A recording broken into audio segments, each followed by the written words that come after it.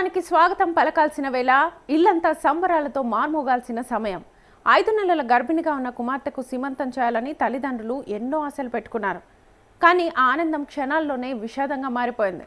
భర్త తన శీలాన్ని శంకించాడనే మనస్తాపం, పుట్టబోయే బిడ్డకు DNA పరీక్ష చేయాలంటూ అందరి ముందు అవమానించాడనే బాధ చివరికి ఓ నిండు గర్భిణి ప్రాణాన్ని బలిగొన్నాయని తెలుస్తోంది.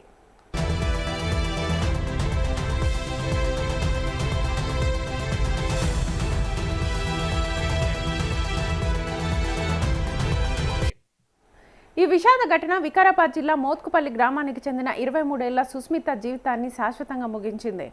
ఈ కేసులో భర్త పోలీసులు అరెస్ట్ చేసి దర్యాప్తు కొనసాగిస్తున్నారు. ఆ ఒక్క అనుమానంతో చిన్నభిన్నమైంది జీవితం.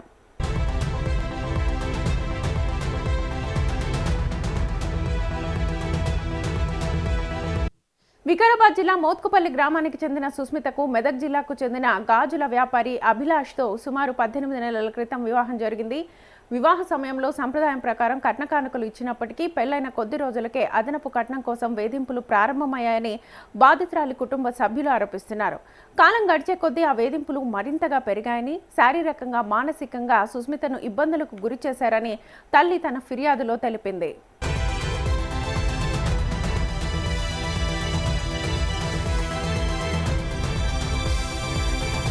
ప్రస్తుతం సుస్మిత 5 నెలల గర్భిణి. కుటుంబంలో కొత్త సభ్యుడు రాక కోసం 2 కుటుంబాలు సిద్ధమవుతున్నాయి.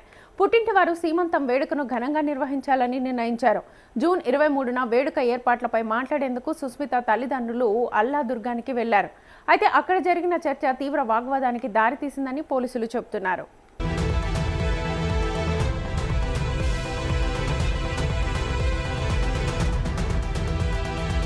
బాధితురాలి తల్లి జానాబాయి ఫిర్యాదు ప్రకారం అదే సమయంలో అభిలాష్ తన భార్య శీలాన్ని శంకిస్తూ ఆమె గర్భంలో పెరుగుతున్న బిడ్డకు DNA పరీక్ష చేయించాలని పట్టుబట్టాడు.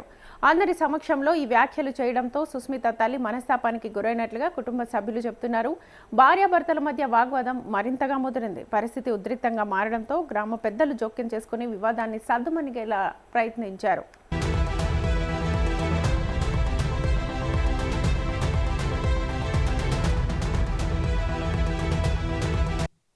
వివాదం ముగిసిన తర్వాత సుస్మిత తల్లిదండ్రులు తిరిగి తమ గ్రామానికి వెళ్లిపోయారు. కానీ జరిగిన అవమానాన్ని సుస్మిత మాత్రం మర్చిపోలేకపోయిందని కుటుంబ సభ్యులు చెబుతున్నారు. పుట్టబోయే బిడ్డపై అనుమానం వ్యక్తం చేయడం, అందరి ముందు తన వ్యక్తిత్వాన్ని ప్రశ్నించడం ఆమెను తీవ్ర మానసిక వేదనలోకి నెట్టిందని వారు ఆరోపిస్తున్నారు.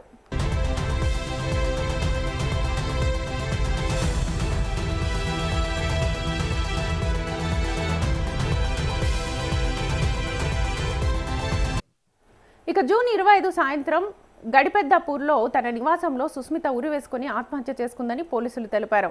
గ్రామస్తుల ద్వారా సమాచారం అందుకున్న తల్లిదండ్రులు హుటాహుటిన అక్కడికి చేరుకున్నారు. అయితే అప్పటికే కుమార్తె విగత జీవిగా కనిపించడంతో వారి రోదనలు అందరినీ కలిచివేశాయి. సీమంతం కోసం కొనుగోలు చేసిన వస్తువులు ఒకవైపు, కుమార్తె మృతదేహం మరోవైపు కనిపించడంతో ఆ కుటుంబం శోకసంద్రంలో మునిగిపోయింది.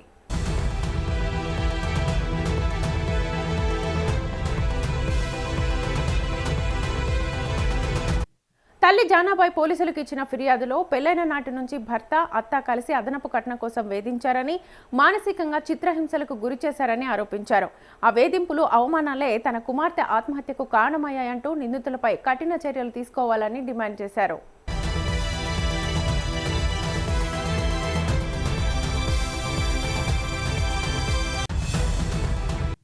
ఫిర్యాదు ఆధారంగా పోలీసులు కేసు నమోదు చేసి దర్యాప్తు ప్రారంభించారు. భారతీయ న్యాయ సంహితలోని సెక్షన్ 85 కింద వివాహితపై క్రూరత్వం ప్రదర్శించడం, సెక్షన్ 108 కింద ఆత్మహత్యకు ప్రేరేపించడం, అలాగే సెక్షన్ 35 కింద కేసు నమోదు చేసినట్లుగా వెల్లడించారు. పోస్టుమార్టం అనంతరం మృతదేహాన్ని కుటుంబ సభ్యులకు అప్పగించారు.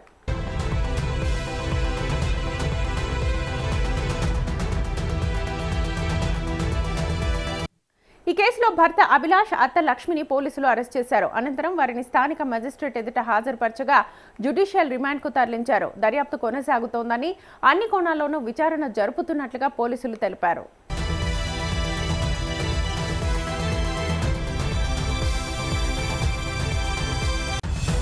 ఒక్క అనుమానం, ఒక్క అవమానం ఒక శాశ్వతంగా విషాదంలోకి నెట్టిందని బాధితురాలి కుటుంబ సభ్యులు వాపోతున్నారు. అయితే ఈ కేసులో వచ్చిన ఆరోపణలపై తుది నిజానిజాలు కోర్టు విచారణలోనే తేలాల్సి ఉంది.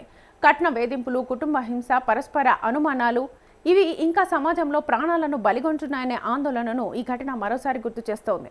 ఇలాంటి సమస్యలు ఎదురైనప్పుడు కుటుంబ సభ్యులు, పెద్దలు, కౌన్సిలర్లు లేదా సంబంధిత అధికారుల సహాయం తీసుకోవడం ఎంతో అవసరం. సమయానికి సహాయం అందితే ఇలాంటి విషాదాలను నివారించే అవకాశం ఉంటుంది.